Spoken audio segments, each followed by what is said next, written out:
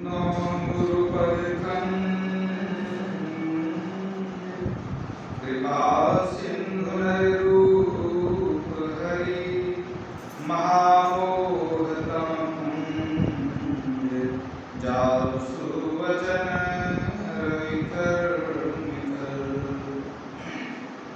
गुरु बिनु ज्ञान न उपजे गुरु बिनु मिले न भेद गुरु बिनु संशय न मिटे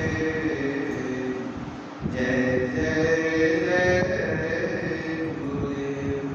बोलिए प्रेम से श्री सद्गुरु महाराज की जय। परमात्मा गुरुदेव की पावन श्री चरणों में कोटि शरण। आदरणीय धर्म के विषयों माताओं बहनों तथा प्यारे बच्चों, भगवान श्री कृष्ण ने उत्तर गीता में कहा है, ज्ञाने हीना पशु ही समाना। जो मनुष्य ज्ञान से हीन है वह पशु ही है। भले शरीर मनुष्य का है लेकिन वास्तव में वह पशु ही है। तो किस ज्ञान के लिए उन्होंने कहा कि ज्ञान प्राप्त करने पर मनुष्य मनुष्य बनता है। मनुष्य शरीर पाकर के भी ज्ञान से हीन रह जाएंगे तो पशु कहलाएंगे। तो कौन सा ज्ञान? वह है आध्यात्मिक ज्ञान, पारमार्थिक ज्ञान। वो ज्ञान कहाँ मिलता है? सत्संग में आके मिलता है। बिनु सत्संग ज्ञान नहीं तुझे, कर ले जतन हजार रे, ब्रह्मानंद खोज गुरु पूरा, उतरो भवजल पार दे। आध्यात्मिक ज्ञान को पाने के लिए ही हम लोग सत्संग में आते हैं और थोड़ा थोड़ा ज्ञान सीखते हैं। और ज्ञान की पूर्णता कहाँ होती है? जब ब्रह्म की प्राप्ति हो जाती है, तब ज्ञान की पूर्णता हो जाती है। वेद को जानने वाले वेदज्ञ कहलाते हैं। शास्त्र का ज्ञान प्राप्त करने वाले शास्त्रज्ञ कहलाते हैं। इसी तरह ब्रह्म का ज्ञान पाने वाले ब्रह्मज्ञ कहलाते हैं या ब्रह्म ज्ञानी कहलाते हैं। लेकिन एक और विशेषता है, ब्रह्म को जानने वाले सिर्फ ब्रह्म ज्ञानी नहीं रह जाते, वो स्वयं ब्रह्म बन जाते हैं। वेद को जानने वाले वेदज्ञ होंगे, वे वेद नहीं हो जाएंगे। शास्त्र को जानने वाले शास्त्रज्ञ हैं, वो खुद शास्त्र नहीं बन जाएंगे। लेकिन ब्रह्म को जानने वाले ब्रह्मज्ञ तो वाले हो ही जाएंगे, लेकिन उतनी ही उनकी महिमा नहीं है, बल्कि ब्रह्म को जानने वाले स्वयं ब्रह्म बन जाते हैं, यथारूप में जो ब्रह्म को जान गए। ये बात भगवान श्री राम ने हनुमान जी को बताया है। मुक्ति को उपनिषद में भगवान श्री राम कहते हैं, दर्शना दर्शने हित्वा स्वयं केवल रूपतः यो आस्ते कपि शार्दुल ब्रह्म सौ ब्रह्मविद स्वयं। हे कपि शार्दुल, हनुमान जी, दृश्य और अदृश्य को त्याग देने वाला पुरुष कैवल्य स्वरूप हो जाता है, तब वह ब्रह्म ज्ञानी नहीं रहता, वह स्वयं ब्रह्म ही हो जाता है।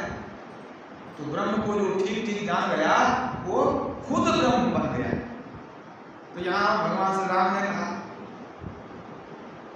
और वाल्मीकि जी ने भी इस बात की पुष्टि की है, सोई जान ही यही देहु जलाई, जानत तुम ही होई जाए। ये प्रभु परमात्मा राम जो आपको ठीक ठीक जान दिया, वो तो राम हो गया, वो परमात्मा हो गया। इस बात की पुष्टि वेद भी करता है। वेद में कहा गया है, ब्रह्मवेत्ता ब्रह्म एव भवति, ब्रह्म को जानने वाला स्वयं ब्रह्म बन जाता है। देखिए संत और भगवंत की वाणी में कितना साम्य है। भगवान राम हनुमान जी को वही बतला रहे हैं, वाल्मीकि जी वही कह रहे हैं, वेद भी वही कह रहा है, और हमारे गुरुदेव महर्षि संतसेवी हनुमान जी महाराज की वाणी है। बंध दशा में जीव है, मुक्त दशा में राम, और जो कोई जाने राम को वह भी होते राम। राम को जानने वाला राम बन जाता है, ब्रह्म बन जाता है, उसको ज्ञान हो जाता है, अहम ब्रह्मास्मि, मैं ही ब्रह्म हूँ, ज्ञान हो जाता है। इस अवस्था में जो पहुंच गए, जो ब्रह्म को जानकर ब्रह्म रूप हो गए, ब्रह्म ही हो गए, ऐसे महान साधक को संत कहते हैं। ज्ञान की पूर्णता जब होती है वो संत कहलाते हैं। जब तक ज्ञान की पूर्णता नहीं हुई है तब तक बहुत से नाम हैं, साधु, महात्मा, त्यागी, वैरागी, योगी, अवधूत, फकीर, इतना ही नहीं, ऋषि, मुनि, ये सब उनका नाम है, अनेक नाम हो जाते हैं। तो सबसे ऊंचा पद है संत का पद, ब्रह्मवेत्ता का पद। संतों की महिमा सभी भगवान की गाये हैं। यद्यपि तुलसीदास जी ने लिखा, संत भगवंत अंतर निरंतर नहीं, किमपि मति विमल कहदास तुलसी। तुलसीदास विमल मति से कहता है कि संत और भगवंत में अंतर नहीं है, कोई अंतर नहीं है, तुलसीदास जी ने कहा। लेकिन ये बात भगवान राम को ठीक नहीं जची। तुलसीदास ने क्या कहा, संत और भगवंत में कोई अंतर नहीं है, लेकिन भगवान राम को ये बात ठीक नहीं लगी, तो उन्होंने क्या कहा, मोते संत अधिक कर लेखा। संत और भगवान एक नहीं होते हैं, संत का दर्जा भगवान से बहुत ऊपर है। भगवान राम ने कहा मोते संत अधिक कर लेखा। भगवान शिव ने क्या कहा संतों के लिए, अवजनी करहि अपमाना, अजाने संत अनंत समाना। संत को अनंत समझो, अनंत में परमात्मा, संत परमात्मा है। जैसे भगवान राम ने कहा कि ब्रह्म को जानने वाले संत होते हैं, वे ब्रह्म बन जाते हैं, वही बात शिव, भगवान शिव कहते हैं कि जो संत होते हैं वे अनंत यानी परमात्मा ही है, कोई भेद नहीं है। तो संत पद से ऊंचा कोई पद होता नहीं है। ज्ञान की पूर्णता जब होती है तब वे संत होते हैं। हम लोग और भी कुछ नाम सुना करते हैं, जैसे कि मुनि सुनते हैं, ऋषि सुनते हैं, महर्षि सुनते हैं, ब्रह्मर्षि सुनते हैं, तो मन में कभी जिज्ञासा होती है कि ये क्या चीज है। इस पर भी मैं थोड़ा सा प्रकाश डालूंगा। ये तो समझ गए कि आम बोलचाल की भाषा में संत पद से ऊंचा कोई पद नहीं है, क्योंकि सबसे ऊंचा पद को ही संत कहते हैं। लेकिन वेद शास्त्रों की भाषा में अगर कहें तो उसको समझें, उसको समझिए कि और किन नामों से उनको पुकारा जा सकता है। एक शब्द है मुनि। मुनि का अर्थ है मनन करने वाले, जो आध्यात्मिक ज्ञान का सतत मनन किया करते हैं, जो कि राग द्वेष से रहित होते हैं, जो कि क्रोध और भय से रहित होते हैं, जो सुख और दुख में सम होते हैं, आध्यात्मिक ज्ञान को मनन करने वाले होते हैं। मुनि का अर्थ है मनन करने वाला। ऐसे साधु पुरुष को मुनि कहते हैं। अब ऋषि किनको कहेंगे? ऋषि का अर्थ है मंत्र दृष्टा, मन आध्यात्मिक ज्ञान जो वेद उपनिषद में भरा हुआ है, उस ज्ञान के गूढ़ अर्थ को, रहस्य को जब ठीक ठीक वे समझ लेते हैं, मंत्र के भाव को वो ठीक ठीक जान लेते हैं, तब उनको ऋषि कहते हैं। अर्थात जो ऋषि होते हैं उनका मन ज्ञान चक्षु खुल जाता है, ज्ञान दृष्टि उनकी खुल जाती है, वे आध्यात्मिक भाव को ठीक रूप में आत्मसात कर लेते हैं, समझ लेते हैं और अध्यात्म के पद पर चलने लगते हैं। वे ऋषि कहलाते हैं। अब महर्षि जी को कहेंगे, अब महर्षि को भी समझिए। महर्षि जो होते हैं, जब साधना में अनुभूति होने लगती है, साधना में जब अनुभूति होने लगती है और जब वे अंदर में ज्योति और नाद को अनुभव करने लगते हैं, यानी जब उनको दिव्य दृष्टि की प्राप्ति हो तब वे महर्षि कहलाते।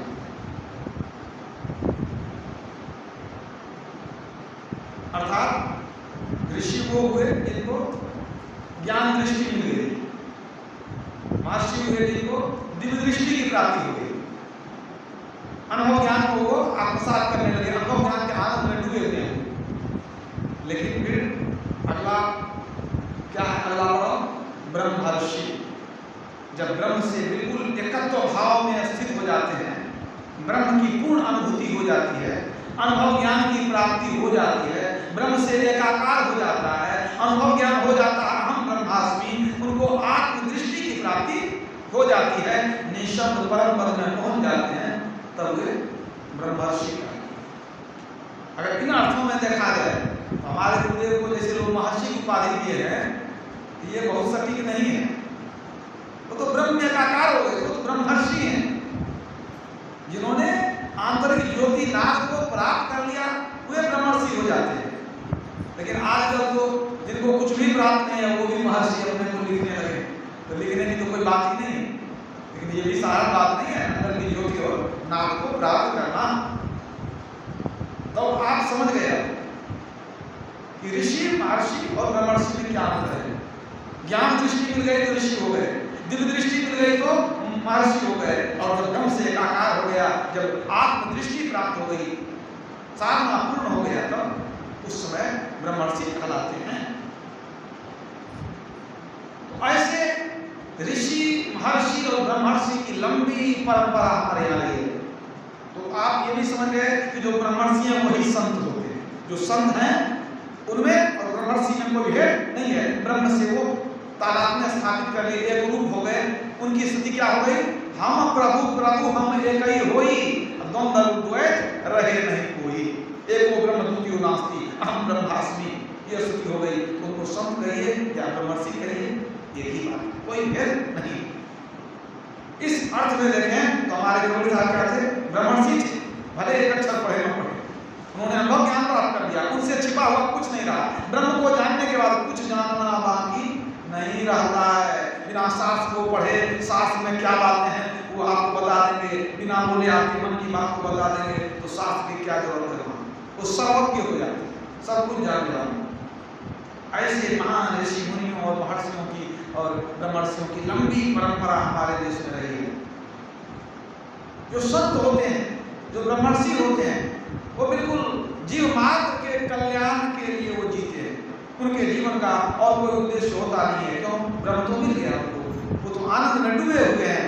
अब उनकी प्रवृत्ति होती है कि जिस आनंद के रस को हम चखते हैं, जिस अमृत के स्वाद को हम रोज लेते हैं, सबके लिए सुलभ करा दें। वो चाहते हैं वही स्वाद, वही ब्रह्म रस सबको मिल जाए। इसलिए विश्व उपकार हित जगचित सर्वदा त्यक्त मदमन्युकृत पुण्य राशि यत्र तिष्ठन्ति तत्रैव अरिसरहरि सहित गच्छन्ति चिरादिवासी। ऐसे संत, ऐसे ब्रह्मर्षि विश्व के उपकार के लिए हमेशा व्यग्रचित रहते हैं, कैसे सबका उद्धार हो जाए, सब जो है अमृत को पान करके अमर हो जाए। जहाँ पर ऐसे संत लोग रहते हैं, यत्र तिष्ठन्ति, जहाँ रहते हैं, तत्रैव अरिसरहरि, ब्रह्मा सहित सारे देवता, गच्छन्ति क्षीरादिवासी, ब्रह्मा जी, भगवान विष्णु, छह समुद्र के वासी और सभी देवता उनका आशीर्वाद लेने, उनके दर्शन के लिए उनके पास पधारते हैं। माने देवी देवताओं के सिर के मुकुट है संत, संत का दर्जा सबसे ऊंचा है। देवता भी अपना उद्धार चाहते हैं तो संत का आशीष लेते हैं। तो ऐसे ऋषि मुनियों, महर्षि और ब्रह्मर्षियों की ऐसी परंपरा है जिनका अंत नहीं। इतने नाम हैं, इतनी उनकी महिमा है, इतनी कथाएं हैं, इतना प्रसंग है कि जिसका कोई अंत हो नहीं सकता है। आप लोग इतने दिनों से सत्संग सुनते हैं, फिर भी कुछ नई बात आ जाती है, फिर भी कुछ नई बात सीखते हैं। मतलब सोचिए अध्यात्म ज्ञान की गहराई कैसी है। मैं एक प्रसंग सुनाता हूँ महर्षि दधीची और उनके पुत्र पिप्पलाद के बारे में। थोड़ा बहुत आप लोग सुने होंगे, हो सकता है पूरा लोग जानते हैं। ऋषियों की परंपरा है, उसी परंपरा में महर्षि दधीची का नाम बहुत आदर से लिया जाता है। महर्षि दधीची बड़े ही सरल, सदाचारी, निरहंकारी, परोपकारी थे। वेद शास्त्र के बहुत बड़े ज्ञाता भी थे।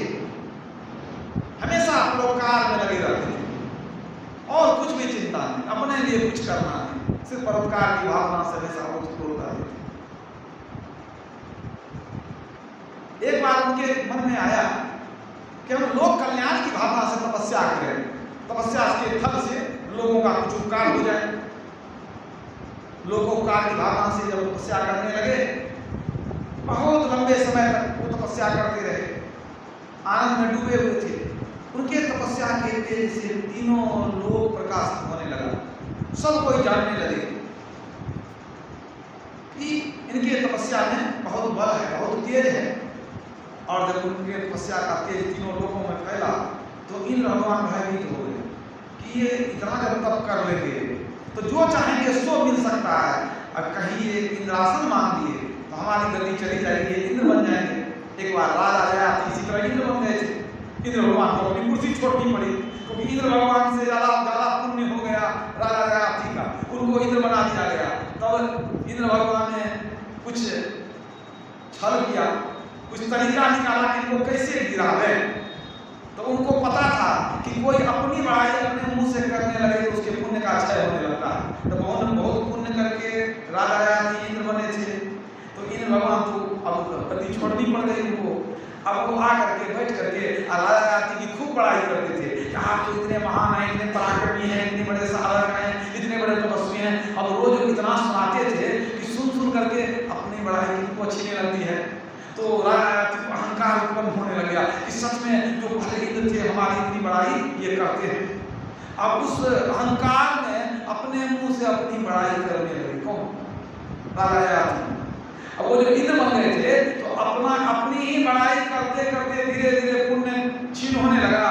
अचानक ऐसा पुण्य क्षीण हुआ कि वहां से पतन हो गया, इंद्रासन का चला गया, वो गिर गए, पतन हो गया। इंद्र भगवान फिर से राजा बन गए। तो इंद्र भगवान को ऐसे भय लगा रहता है कि जैसे राजा जयाति बन गए थे, इतना इनका तप है, जब चाहे तो इंद्रासन ले सकते हैं। तो क्यों न इनके तपस्या में भंग डाल दिया जाए, इनकी तपस्या टूट जाए बीच में ही, ताकि हमारे कुर्सी को कोई हिला दे नहीं। भेज दिया कामदेव को, कुछ अप्सराओं को कि जाओ अपना कर्तव्य दिखाओ, किसी तरह ऐसी भावभंगिमा प्रदर्शित करो कि वो जो है वो मोहित हो जाए और उनकी तपस्या भंग हो जाए। कामदेव ने बहुत कोशिश किया, अप्सराओं ने बहुत नृत्य किया, बहुत संगीत सुनाया, लेकिन कोई प्रभाव पड़ा नहीं। वे लोग थक हार करके लौट गए। कामदेव ने कहा प्रभु कोई असर नहीं हुआ, उनके कुछ प्रभाव नहीं। अब इंद्र भगवान ने सोचा कि जब वो इतना कठोर तप में बैठे हैं कि कामदेव भी उनकी तपस्या को भंग नहीं किया, अप्सराएं भी भंग नहीं कर सकी, इसका मतलब है कि अवश्य हमारी कुर्सी को खतरा है, निश्चित खतरा है। अब हमको खुद जाना पड़ेगा और अब हमको खुद से युद्ध लड़ना पड़ेगा। उनको मार ही देंगे कि तपस्या खत्म हो जाए, शरीर ही खत्म तो तपस्या कहाँ। इंद्र भगवान अपने सैनिकों सहित अस्त्र शस्त्र से सुसज्जित होकर के चले गए। एक निहत थे, एक साधु जो समाधि में बैठे हैं, जो तपस्या में बैठे हैं, उनको मारने के लिए चले गए। और वहां जाकर के उन्होंने अस्त्र शस्त्र का प्रयोग किया, लेकिन उनके तप में ऐसी शक्ति थी, ऐसा तप के कारण कवच बन गया था कि कोई भी अस्त्र शस्त्र उनका बाल बांका नहीं कर सका। जब सारे अस्त्र शस्त्र निरस्त हो गए, मैंने काम में नहीं आए, तब हार गए। भगवान सोच लिया अब इनका हम कुछ बिगाड़ नहीं सकते, इनकी शक्ति बहुत ऊपर चली गई है, अब हमसे कुछ होने वाला नहीं है। लौट के आ गए, लेकिन बड़े दुखी थे कि किसी तरह इनका अनिष्ट हो जाए। देवता कैसे होते, इसलिए तुलसीदास ने लिख दिया ऊंच निवास नीच करतूती और देख न सकई पराई विभूति। तुलसीदास ने लिखा है कि देवता लोगों का निवास बड़ा ऊंचा जगह है, देवलोक में रहते हैं, लेकिन नीच करतूती, उनका कर्म अच्छा नहीं है, नीच कर्म करते हैं। कैसे? देख न सके बड़ाई विभूति, दूसरे की बढ़ती, दूसरे की उन्नति से वो जलने लगते, वो देखते नहीं, देखना नहीं चाहते, देख नहीं पाते हैं। तो जब वो हार के चले गए तब तो सोच लिया हम कुछ कर नहीं सकेंगे। अब समय बीता, महर्षि दधीचि को तो इंद्रासन से कोई लोग था नहीं, इसलिए उन्होंने लिया नहीं इंद्रासन। लेकिन दूसरी घटना हो गई, वृत्रासुर नाम का एक मायावी राक्षस था। तपस्या करके उसने भी बहुत शक्ति अर्जित की थी। उसने देवलोक पर चढ़ाई कर दिया और भगवान इंद्र और सभी देवताओं को परास्त करके देवलोक से खदेड़ दिया, अपने राजा बन गए, सारे देवताओं को निकाल दिया। इंद्र सहित सारे देवता यत्र तत्र भटकने लग गए। अंत में देवराज इंद्र अन्य देवताओं को लेकर ब्रह्मा जी के पास गए। उनसे निवेदन किया कि प्रभु हम लोग बेघर हो गए हैं, हम लोग जहाँ तहाँ भटक रहे हैं, प्रभु कृपा किया जाए, वृत्रासुर को मार दिया जाए, किसी तरह से कुछ उपाय बता दीजिए। ब्रह्मा जी ने कहा कि यह आसान नहीं है, वर्तमान समय में किसी के पास कोई अस्त्र शस्त्र नहीं है कि वृत्रासुर मर सके। तो कहा तो हम लोग ऐसे मैंने देवलोक छोड़ करके जहाँ तहाँ भटकेंगे, कोई तो उपाय होगा। ब्रह्मा जी ने कहा उपाय तो है, उपाय ये है कि मर्द लोक में एक महान तपस्वी है, महान तपस्वी, वे अगर अपनी हड्डी दान कर दें, उनकी हड्डी से ऐसा वज्र बन सकता है जिससे वृत्रासुर मर सकता है। दूसरे किसी में क्षमता नहीं है कि उनको मार दे। जब तक उनकी हड्डी से वज्र नहीं बनेगा तब तक वो नहीं मरेंगे। इंद्र भगवान ने कहा तो बताइए कौन ऐसे तपस्वी हैं जिनकी हड्डी से वज्र बनेगा, उनको मांगेंगे, हड्डी दे दीजिए। ब्रह्मा जी ने कहा वो है महर्षि दधीचि। अब महर्षि दधीचि का नाम सुने तब ये बहुत उदास हो गए, मन बड़ा दुखी हो गया। ब्रह्मा जी ने पूछा आप इतने दुखी क्यों हो गए? कहा हम उनसे कैसे मांगने जाएंगे कि अपनी हड्डी दे दीजिए, जिनको जान मारने के लिए हम क्या क्या नहीं किए, जिनकी तपस्या भंग करने के लिए क्या क्या नहीं किए, जिनको मारने के लिए हमने अस्त्र शस्त्र का सब प्रयोग किया, और जिनको हम इतना दुख दिए, अब उनसे मांगे वो कुछ देने वाले हैं, तो कुछ देंगे वो नहीं देंगे, क्योंकि हम तो उनको बहुत मतलब उनकी हानि की है, उनकी बुराई की है, उनका अपमान किए हैं। ब्रह्मा जी ने कहा इसका मतलब है कि आप सच्चे साधु के महिमा को नहीं जानते, आप मान करके तो देखिए बात सच्चे साधु की महिमा क्या है। तभी तो संत लोग जो होते हैं देवताओं से ऊंचे होते हैं, देवता लोग तो बदला लेते हैं, संत किसी से कोई बदला नहीं लेते हैं। पर उपकार वचन मन काया, संत सहज सुभाव पकड़ाया। आप जाकर के मानिए। इंद्र भगवान चले गए उसी महर्षि दधीचि के पास, वो साष्टांग प्रणाम करते हैं। महर्षि दधीचि आंख खोलकर देखा, वो कहते हैं हे देवेंद्र कहिए मैं आपकी क्या सेवा करूं। इन्होंने अपना मंतव्य प्रकट किया कि तीनों लोकों में हाहाकार मचा हुआ है, वृत्रासुर देवलोक पर अधिकार कर लिया और सभी जीवों को वो जो है परेशान कर रहा है, जीना दुर्लभ हो गया, तो जब तक आपकी कृपा नहीं होगी वह नहीं मारा जाएगा। महर्षि दधीचि ने कहा तो मैं क्या कर सकता हूं इसमें? कहा हे प्रभु यदि आपकी अस्थि मिल जाए, आपके शरीर की हड्डी मिल जाए तो उसी से वज्र बनेगा, तभी वृत्रासुर मर सकता है, क्योंकि आपने जितनी तपस्या की है तो आपके हड्डियों में शरीर में भी वो शक्ति विराजमान है, इसीलिए आपकी हड्डी से ही वज्र बनेगा तभी वो मरेगा। महर्षि दधीचि तो बहुत ऊंची अवस्था में थे, संत की अवस्था में थे, वो तो समझ गए वो वही एक दिन तो शरीर छूटना ही है। उन्होंने कहा हे देवेंद्र ये शरीर तो मिट्टी में मिलना ही है, इस शरीर को एक दिन छूटना ही है, आज नहीं कल। अगर शरीर छूटने के पहले इस शरीर का भी कुछ काम आ जाए, परोपकार में लग जाए, मैं तो परोपकार में जीता हूँ, अगर परोपकार हो सके ये बड़ी खुशी की बात है। मात्र 31 वर्ष की आयु में, मात्र 31 वर्ष की आयु में आयु जीवन की महर्षि दधीचि की। अब उन्होंने मैंने हर्षपूर्वक उन्होंने कह दिया कि मैं स्वेच्छा से शरीर को त्यागता हूं और आप हड्डी को निकाल करके अपना जो है उद्देश्य प्रयोजन जो है उसको सिद्ध कर लीजिए। उन्होंने योग बल से अपना शरीर त्याग दिया, योग बल से शरीर को त्याग दिया, लोक उपकार की भावना से शरीर त्याग दिया और इंद्र भगवान उनकी हड्डी निकाल करके ले गए, उससे वज्र बनाए, उस वज्र से वृत्रासुर मारा गया। फिर से देवलोक में देवता लोग स्थापित हुए। लेकिन इधर एक और घटना हुई, हड्डी निकाल के वो ले के चले गए, वज्र बना दिए। अब जो अंतिम संस्कार करना था तो जो मांस पिंड आदि बचा था उससे अग्नि संस्कार की जाने लगी, जलाने की व्यवस्था होने लगी।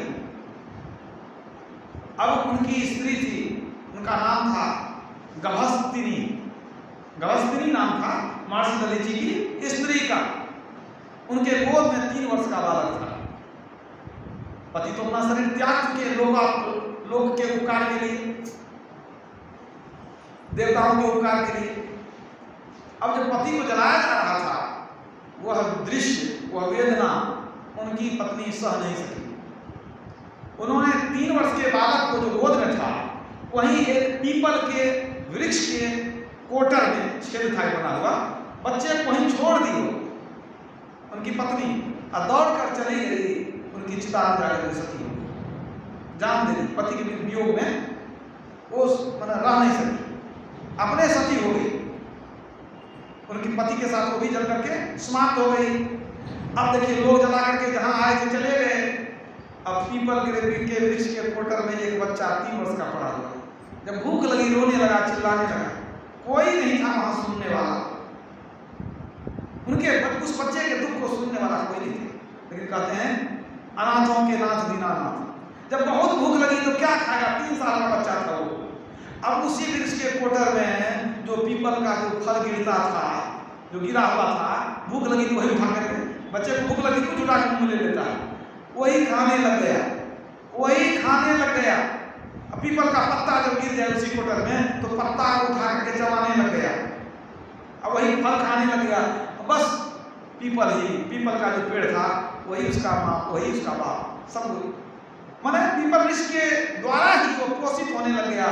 बस वही पत्ता खाना, फल खाना, उसी कोटर में रहना, उसी तरह से समय कटने लग गया। अचानक एक दिन नारद मुनि घर से जा रहे थे, नजर पड़ गई, ये बालक ये पीपल के कोटर में रहता है। पूछा, बालक तुम कौन है? उसने कहा, मुनिवर, यही तो मैं जानना चाहता हूं, मैं कौन हूं। कहा, तुम्हारा जनक कौन है, पिता कौन है? कहा, प्रभु यही तो मैं नहीं जानता हूं, यही तो मैं जानना चाहता हूं कि मेरे पिता कौन है, मेरे अपने। मैं तो जब से होश संभाला हूं तब से यही पेड़ ही हमारे माता पिता है, यही फल खाता हूं, इसी में खेलता हूं, मैं अकेला रहता हूं। सोचिए, इस जंगल में भी अकेला हो, बच्चे का रक्षा करने वाले कौन परमात्मा थे। नारद मुनि ने ध्यान से देखा, ध्यान के द्वारा उन्होंने सब बात जान लिया। उन्होंने बता दिया कि तुम तो महर्षि दधीचि के पुत्र हो, तेरी माता भी जो है ना पिता के साथ सती हो गई। मात्र 31 वर्ष की आयु में तेरे पिता ने देवताओं के उपकार के लिए, समाज के उपकार के लिए अपना जीवन दान कर दिया, और वो शरीर छोड़कर चले गए संसार से। ये सब बात सुनकर के बालक छोटा ही था, बहुत दुख हुआ उसको। उसने कहा कि हमारे पिता को ये सब कष्ट क्यों झेलना पड़ा इसी उम्र में, ये तो अच्छा नहीं हुआ, क्या कारण हो सकता है। नारद मुनि ने कहा, ये सब हुआ शनि की महादशा के कारण, मैंने शनि देव के नकारात्मक प्रभाव के कारण हुआ। फिर बच्चे ने पूछा, तो मैं बिना माँ बाप का यहाँ रहा, मैं तो एक अनाथ की तरह जीवन जिया हूँ, इसके पीछे क्या कारण है?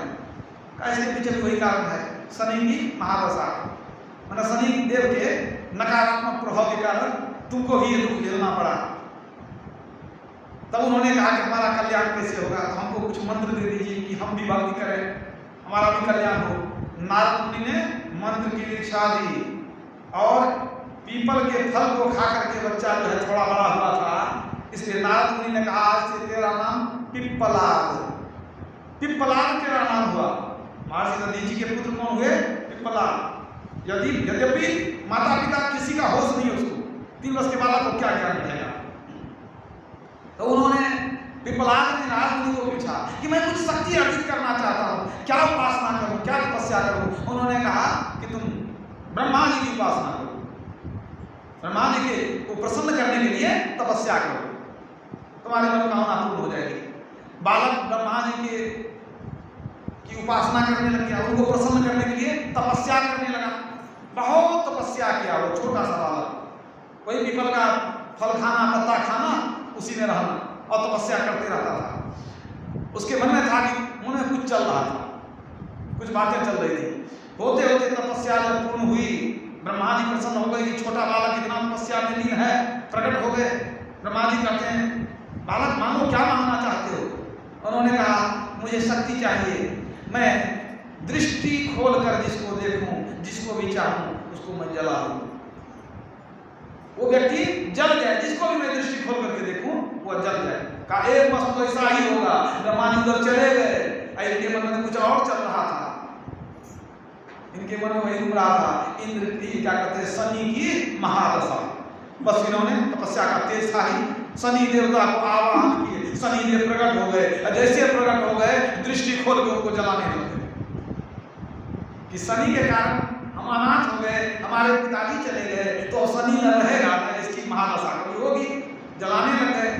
अब तो तीनों लोगों में हाहाकार मच गया, शनि देव जल रहे हैं, कोई उपाय बचाने वाला नहीं। सारे देवता थक गए, उनको बचाने के लिए कुछ मतलब शक्ति काम नहीं आई। बालक की तपस्या में बहुत तेज थी, इतनी शक्ति थी कि शनि देव बिल्कुल जलने लग गए। अंत में जो वरदान देने वाले ब्रह्मा जी थे उनके पास कौन गए, उनके पास गए सूर्य देवता, सूर्य के पुत्र हैं शनि देवता। उनको कहने के लिए गए कि हमारा पुत्र जो है शनि देवता वो आप ही लोगों का काम करता है, वो तो जल के खत्म हो जाएगा, किसी तरह बचाइए। तो ब्रह्मा जी खुद प्रकट हुए, उन्होंने ही तो दिया था वरदान। उन्होंने कहा कि पुत्र इनको छोड़ दो। कहा नहीं, इनको छोड़ना नहीं है, इनको जला के खत्म कर देना है, इनकी कोई जरूरत नहीं है। अंत में ब्रह्मा जी ने कहा देखो मैं तुमको दो वरदान देता हूँ, इसको छोड़ दो, शनि देवता को छोड़ दो, 2 वरदान मैं देता हूँ। अच्छा 2 वरदान आप देते हैं तो आप 2 वरदान पहले दे दीजिए तब इनको छोड़ेंगे। कहा ठीक है 2 वरदान मांग लो। तब उन्होंने 2 वरदान मांगा। एक तो वरदान, पहला वरदान ये मांगा कि जो बालक 5 वर्ष से छोटा हो उसके ऊपर शनि की कोई प्रभाव नहीं। मतलब छोटा बालक अबोध है, वो कुछ समझता नहीं, अपना हित नहीं, तो उस पर शनि की कोई महादशा उस पर नहीं मतलब प्रभाव करे, शनि का कोई प्रभाव उस बालक पर नहीं पड़े, ये वरदान दीजिए। कहा एक वस्तु, किसी बालक पर शनि का प्रभाव नहीं होगा। कहा दूसरी बात, हम तो शनि के कारण लालित पालित हुए इसी पीपल पेड़ के कारण, तो पीपल पेड़ ने हमारी रक्षा की है और इसमें बड़ी शक्ति है, तो आज से इनकी पूजा हो, इनकी सेवा हो और उस व्यक्ति का पुण्य हो जो भी पीपल की सेवा करता हो। मतलब सबको चाहिए कि इनकी सेवा करें, इनका आदर हो, सम्मान हो, ये पूजित हो। पीपल का पेड़ जो है वो पूजित हो और जो पीपल की सेवा करे उसके ऊपर भी शनि की महादशा नहीं हो। इसलिए हम लोग यहाँ पीपल पेड़ लगाया जाता है। सेवा बहुत तरह से होती है, किसी वृक्ष की रक्षा करते हैं वही सेवा। तो जो पीपल की सेवा करे उसके ऊपर शनि की महादशा नहीं हो। कहा दिया एक वस्तु ऐसा ही होगा, जब वरदान मिल गया तो वरदान मिलने के बाद तब जाकर के पिप्पलाद ने अपने दृष्टि को बंद किया।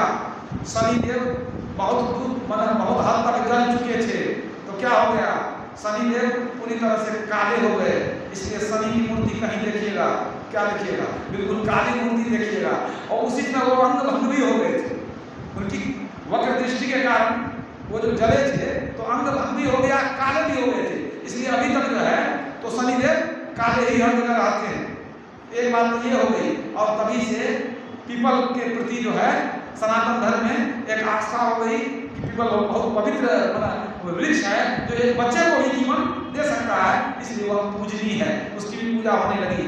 और यही बालक पिप्पलाद बाद में पहले तो तपस्या किया, बाद में साधना किया, महाज्ञानी हुआ।